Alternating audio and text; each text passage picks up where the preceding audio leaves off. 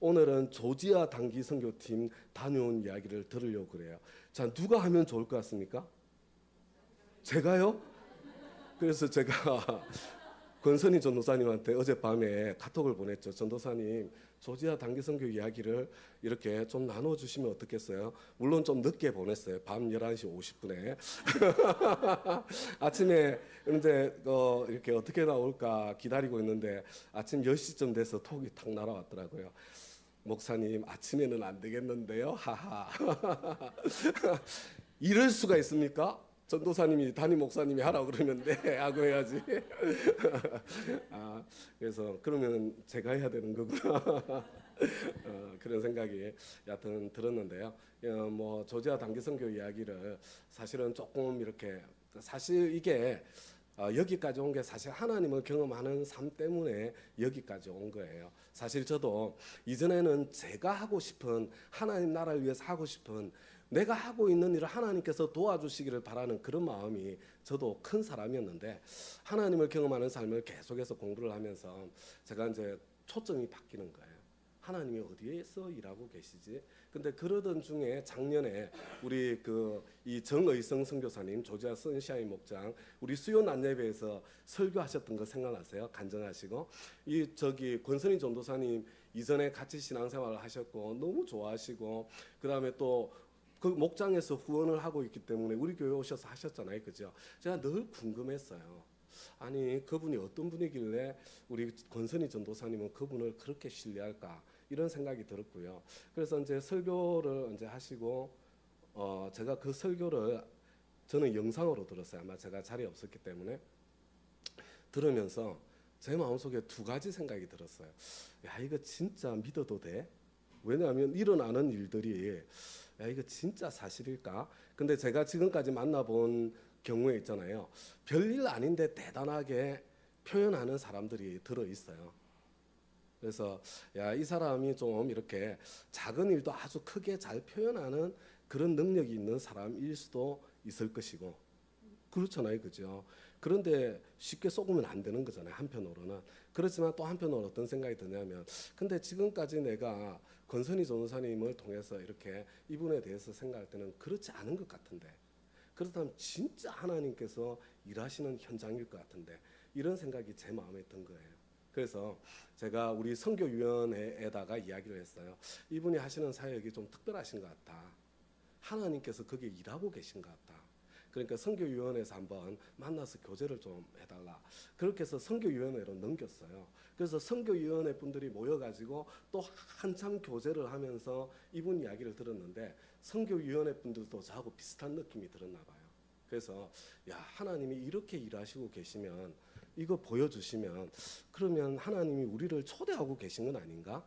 이런 생각이 들어서 선교위원회에서 단기 선교를 계획을 한 거예요. 그리고 난 뒤에 뭐 몇 달 지나고 난 뒤에 저한테 조지아를 가려고 그러는데 목사님 같이 가시죠? 그래도 저보고 같이 가자요. 그래서 제가 네 가지요 뭐 이렇게 그러고는 이제 사실 저도 궁금한 마음이 있었기 때문에 그래서 갔는데요. 사실 그 조지아에 가서 참 많은 것들을 보게 되었습니다. 그런데 하나님께서 일하시는 현장 있잖아요. 제가 뭐라고 말씀드렸어요? 하나님은 사람에게 관심이 있으시기 때문에 하나님께서 일하시는 현장은 사람과 함께 있거든요. 그런데 이 조지아 단기 선교를 하면서 제가 이렇게 만난 특별한 세 사람이 있는데 근데 첫 번째는 정의성 선교사님 부부죠. 그런데 그냥 그런 느낌이에요. 이분들이 뭔가 조지아에 선교하려고 갔는데 조지아에서 뭐 길이 열리기보다 물론 거기에서도 사역이 일어나고 있는데 그보다 이상하게 인도 사람들이 이 선교사님 주위에 꼬이게 된 거예요. 꼬이게. 이게 노력해서 된 게 아니에요. 모인 거예요. 근데 지금은 이제 그 인도 의대생이 한 90명, 100명 정도가 모여서 예배를 드리고 있는데 그 중에 10%에서 15%는 예수를 믿는 사람들이에요. 인도에서. 목사님 아들 딸들이 많이 있더라고요. 인도의 목사님 아들 딸들이요. 여러분 인도에서 기독교인으로 산다는 건 굉장히 고통스러운 거예요. 그런데 이 사람들이 한 100명 중에 15명 정도 되고요. 나머지 85명은 전부 힌두교도예요. 근데 이 사람들이 교회 오는 걸 너무 좋아하는 거야. 보니까 좋아할 만 하더라고요. 그리고 막 이게 막 금요일 날도 모이고 막 주일 날도 모이고 막 이러고 있는 거예요. 그래서 야, 이게 하나님께서 일하시지 않고 이런 일이 일어나겠나 하는 생각이 너무 많이 드는 거예요. 근데 그뿐만 아니라요. 거기에는 또 나이지리아 있죠. 나이지리아와 아프리카에서 또 의대로 유학을, 근데 거기가 의대 산업이야, 산업. 제가 보니까 유학을 오는데 그 중에 이제 니페라는 목사님 부부를 만났어요. 이분 두 분 다 나이지리아에서 의대 공부를 하기 위해서 유학을 왔는데, 이분들이 그 유학 생활 한 3년 하고 난 뒤에 자기와 똑같은 의대생들을 위해서 교회를 개척한 거예요. 자기도 학생인데 하나님 마음을 주신 거죠. 그래서 이분들은 이미 졸업을 했고 의사 선생님이 되었어요. 그런데 의사의 길을 가지 않고 지금 목회를 하고 있는 거예요. 굉장히 많은 희생이 담겨 있는 거예요, 거기에. 왜냐하면 의대를 졸업하고 나면 이제 인생이 그저 피게 돼 있잖아요, 돌아가면 의사 선생님으로.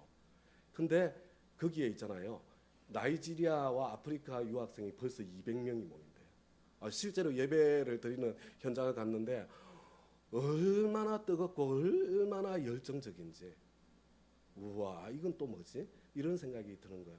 와, 이거 하나님께서 일하고 계시는구나, 이런 느낌이 드는 거예요. 그리고 세 번째는 뭐냐면 레조라는 참 이 조지아 사람이에요. 그런데 이 조지아 사람인데, 조지아는 정교회가 85%라고 제가 써서 보내드렸잖아요. 개신교는 박해를 받아요. 이 정교회 분들에게. 근데 저는 이제 정교회에 대한 애정이 많이 생겼고 감사한 마음이 생겼는데, 거기에 대해서는 이야기하려면 조금 더 길어졌어요.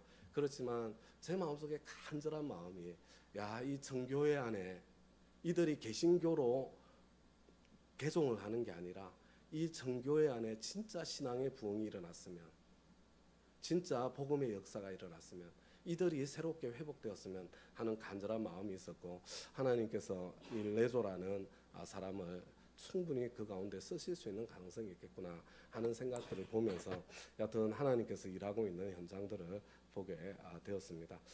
뭐 이렇게 하나님께서 역사하시는 거예요. 이게 구체적으로 성령님께서 역사하시고 일하셔서 하나님의 그 표적과 사인들도 계속해서 일어나고, 그리고 이들이, 그리고 이제 원래 유학생 사회, 우리나라에서도 우리 금기팔 목사님이 ISF 사역을 하시잖아요, 그죠? 근데 유학생 사역이 뭐가 힘든 줄 아세요? 유학생 사역은요 4년이면 끝나요. 이 사람들이 공부하고 돌아가잖아요, 그죠? 기간이 너무 짧은 거예요, 4년이.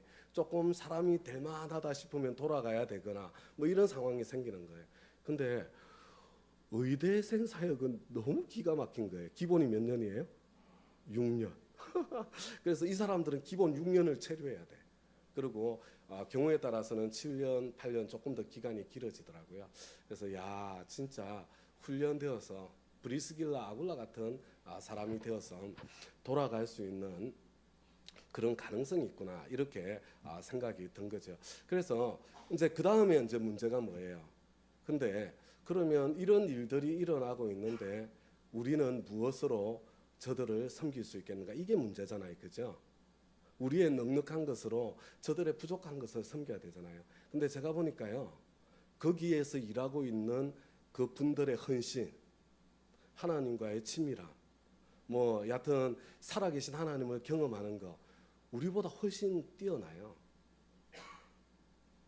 우리보다 훨씬 뜨겁고 우리보다 훨씬 더 헌신돼 있고, 여하튼 그래요. 우리가 그 영역에 있어서 사실은 가서 도와줄 수 있는 것들이 없어요. 거꾸로 우리가 가서 배워야 돼요. 저는 단기선교 가는 모든 팀들이 현장에서 그걸 느끼고 배우고 돌아온다고 생각하거든요. 그러면 나에게 주신 더 넉넉한 것은 뭐겠어요? 뭘 것 같습니까? 여러분, 우리에게 주신 더 넉넉한 거 별로 많지가 않아요, 많지가.